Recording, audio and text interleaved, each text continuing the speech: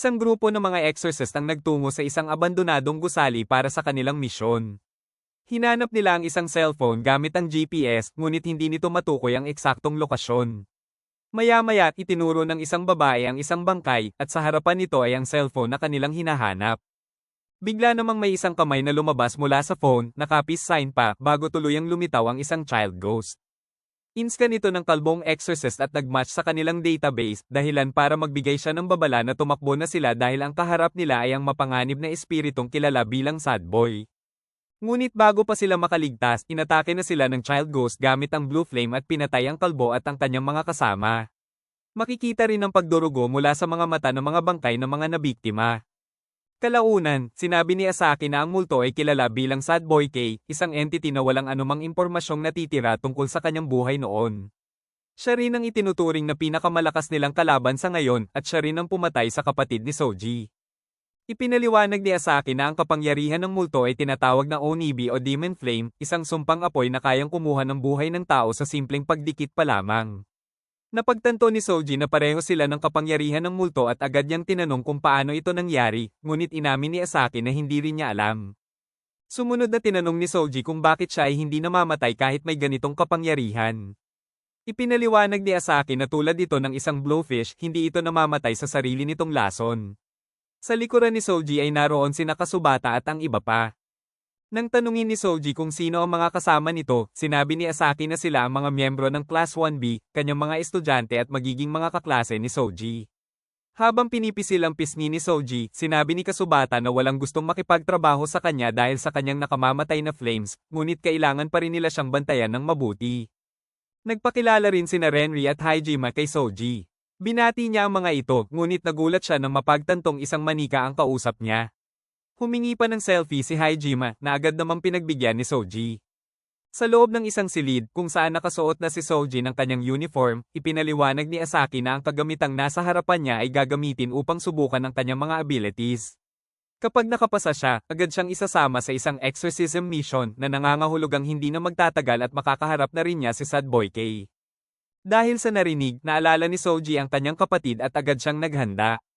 Makikita ang matinding gigil sa kanyang mga mata, dala ng kanyang determinasyong mapatay ang multong pumatay sa kanyang kapatid. Mula sa lampara ay lumabas ang dalawang tila kaluluwa na tinatawag na Yamomikons. Ipinaliwanag ni Asaki na kailangan ni Soji na talunin ang 100 piraso ng mga ito upang makapasa sa pagsubok. Agad namang inilabas ni Soji ang kanyang blue flame at mabilis niyang napuksa ang mga spirits. Ngunit bigla siyang napatigil at naguluhan sa nangyayari sa kanyang katawan. Sinabihan siya ni Asaki na tingnan ang kanyang phone. Ipinaliwanag nito na ang battery ng phone ay nakasync sa kanyang spirit power. Dahil tuluyan na itong naubos, nangangahulugan din na naubos ang kanyang lakas at anumang oras ay maaari na siyang mawalan ng malay. Pagkagising ni Soji, sinabi niyang nauunawaan na niya ang nangyari. Paglingon niya sa paligid, natanong niya kung gabi na ba at ipinaliwanag na matapos maubos ang kanyang battery, nakatulog siya ng halos 5 oras. Ipinaliwanag ni Asaki na sa aktwal na operasyon, kahit hindi siya agad mamatay dahil sa pagkaubos ng battery, maaapektuhan naman ang kanyang buong team. Kaya mahalagang matutunan ni Soji ang pahinay-hinay sa paggamit ng kanyang kapangyarihan. Tila nanlumo si Soji sa narinig, ngunit sinabi ni Asaki na senyales lamang ito kung gaano kalakas ang kanyang power. Dagdag pa ni Asaki, ang final test ay gaganapin matapos ang 1 linggo at iisa lamang ang kanyang pagkakataon. Kapag siya ay bumagsak, ikukulong siya at sasailalim sa matinding parusa. Inamin din ni Asaki na marami ang galit kay Soji mula nang siya ay magpakita, at may mga nag-aakusa pang kasabot siya ni Sad Boy K, lalo't marami na ring namatay dahil sa kanyang kapangyarihan. Bilang pagtatapos, sinabi ni Asaki na magsisimula ang training ni Soji kinabukasan, kaya kailangan muna niyang kumain at magpahinga.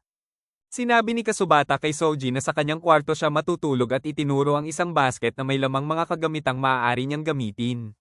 Maya-maya, tinawag ni Soji si Kasubata ng may seryosong ekspresyon. Yumuko siya at buong tapang na hiniling na i-train siya nito upang matulungan siyang i-control ang kanyang cyberkinesis bago matapos ang 1 linggo. Nagulat si Kasubata at tinanong kung anong klaseng tao ang kayang yumuko matapos bugbugin, at kung wala na ba siyang pride. Mariing sinagot ni Soji na wala na siyang pakialam sa pride, inaamin niyang siya ay mahina, samantalang si Kasubata ay malakas. Sa huli, pumayag si Kasubata dahil ito rin naman ang kanyang plano at malinaw na utos ni Asaki. Lumapit si Soji at taos-pusong nagpasalamat sa kanya. Kinabukasan, nagsimula na ang training ni Soji at agad niyang napansin na mabilis maubos ang battery ng kanyang phone. Dahil dito, sinabi ni Kasubata na kailangan niyang kontrolin ang kanyang kapangyarihan dahil ang spirit power ay direktang nakadepende sa kalagayan ng isip. Pinayuhan din siya ni Kasubata na mag-imagine ng isang bagay tulad ng maayos na pagkontrol sa apoy at hanapin ang imaheng natatangi lamang sa kanya. Ngunit bago pa niya maisigawa ito ng maayos, tuluyan nang naubos ang battery ng kanyang phone at nawalan muli ng malay si Soji. Sa ikalawang araw ng training, napagdesisyonan ng mga kaklase ni Soji na puntahan siya at panoorin ang kanyang pagsasanay. Habang nagte-training siya, kalahati na lamang ang natitira sa battery ng kanyang phone. Ngunit habang nag-uusap ang kanyang mga kaklase, bigla na lamang bumagsak si Soji at muling nawalan ng malay. Sa ikatlong araw ng training, uminom si Soji ng napakaraming kape upang manatiling gising, ngunit sa kabila nito, muli pa rin siyang bumagsak at nawalan ng malay. Sa ikaapat na araw, napansin ng kanyang mga kaklase na mas maayos na ang kilos ni Soji, ngunit bumagsak pa rin siya na nakatambo lamang ng 49 spirits mula sa target na 100. Sa ika-5 araw, nagpatuloy ang training ni Soji, ngunit sa araw na ito ay 38 spirits lamang ang kanyang napatumba, habang patuloy pa rin niyang iniisip ang imagery na unique para sa kanya. Sa ika-6 na araw, nagtatalo na sina Soji at Kasubata dahil wala pa ring nai-imagine si Soji. Sa araw na ito, 44 spirits lamang ang kanyang napatumba habang makikita rin ang pag-aalala ng kanyang mga kaklase sa kanyang progreso. Paggising ni Soji, natataranta siya dahil muling sumablay sa training, kaya kumain na lamang siya ng monjo bilang pampalubag loob. Sinabi ni Kasubata ng seryoso kung naiisip ba niya ang sitwasyon niya at ipinaalala na bukas na ang kanyang big test at babantaan siya ng matindi, kung hindi makapasa, papatayin siya at aalisin ang kanyang katawan hanggang sa buto. Nang marinig ang salitang buto, nag-react si Soji at sinabi kay Kasubata na baka kailangan niyang umuwi muna. Ngunit ipinaliwanag niya na naaalala niya ang picture at remains ng kanyang kapatid sa bahay at natataranta dahil hindi niya nalock ang pinto noong gabing umatake si Kasubata na nag-aalala kung may pumasok na magnanakaw at kunin ang magandang picture ng kanyang kapatid. Tinanong ni Kasubata kung isa lamang ba itong dahilan para takasan ng big test, ngunit mariing sinabi ni Soji na hindi dahil ito ang dahilan kung bakit nagpapatuloy siya. Sumapit na ang araw ng cyberkinetic output test at naroon ang lahat para masaksihan ang performance ni Soji. Sinimula ni Longhair ang pagpapalabas ng spirits kasabay ng pagsisimula ng test ni Soji. Madali niyang natatalo ang mga ito, ngunit napansin ni Asaki na malalaki ang flames na ginagamit niya. Sa unang 20 spirits na napatumba, halos kalahati na ng battery ni Soji ang naubos. Nagpatuloy si Soji habang sinusuportahan siya ng kanyang mga kaklase. Makikita ang kanyang pag-aalala nang biglang tumawa si Kasubata at nilate siya, sinabing wala siyang kwenta at katawa-tawa ang lahat ng sinasabi niyang magiging pinakamalakas. Nagulat si Renry at tinanong kung ano ang ibig sabihin nito. Hindi tumigil si Kasubata sa panlalait at nakisabay pa sina Longhair at ang kalbo. Maya-maya, sumabay na rin ang ibang estudyante sa panlalait.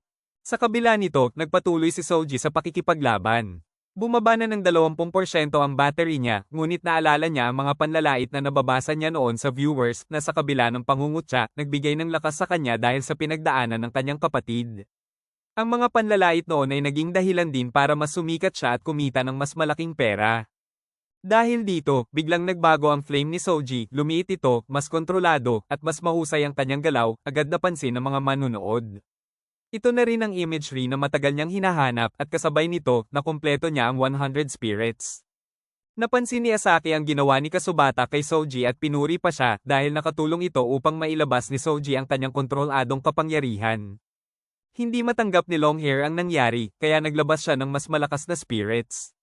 Hinarap naman ito ni Soji ng buong tapang at maririnig ang kanyang matapang na tawa habang pinapaslang ang bawat spirit. Sa wakas, nang mapatay niya ang 161 spirits, bumigay na rin ang machine.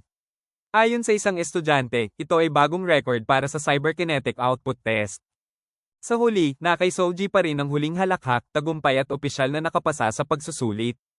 Kinabukasan, hindi makapaniwala si Soji nang malaman niyang may math subject pa sila sa school for exorcists. Ipinaliwanag naman ni Renry na dahil ito ay isang licensed school, kaya't normal lang at nakipag-selfie pa kay Soji. Nagtataka naman si Soji kung anong klaseng cyberkinesis ang taglay ng kanyang mga kaklase. Nagpasalamat siya kay Kasubata sa mga tulong nito na ikinainis naman nito. Habang nag-aasaran sila, nagsalita si Kiyomi at sinabing lahat ng may offensive cyberkinesis ay may masamang ugali at tila nainis dahil may isa na namang bagong attack type na ay dadagdag. Dahil dito, mahinahong sinabi ni Soji kay Kiyomi na magkamabutihan na sila. Habang nagtatalo ang dalawa, biglang dumating si Asaki at ipinaalam na may mission mula sa Intelligence Division at ito ang magiging unang mission ni Soji. Napaisip si Asaki kung sino ang sasama sa kanya dahil ang exorcism ay tungkol sa teamwork. Nang makita niya ang dalawa na nagtatalo, sinabi niyang naisip na niya kung sino ang magiging kasama ni Soji sa misyon. Bilang pasasalamat sa patuloy ninyong suporta, mamimigay ako ng 100 petot sa isang solid subscriber ng Anilog Recap. Para makasali, i-like ang video at mag-comment kung ano ang masasabi ninyo sa episode na ito. Pipili po ako ng isang comment mula sa mga video na maa-upload simula January 24 hanggang January 31 at i-announce ang winner sa February 1. Maraming salamat po sa patuloy ninyong suporta, mga ka-Anilog. Thank you for watching.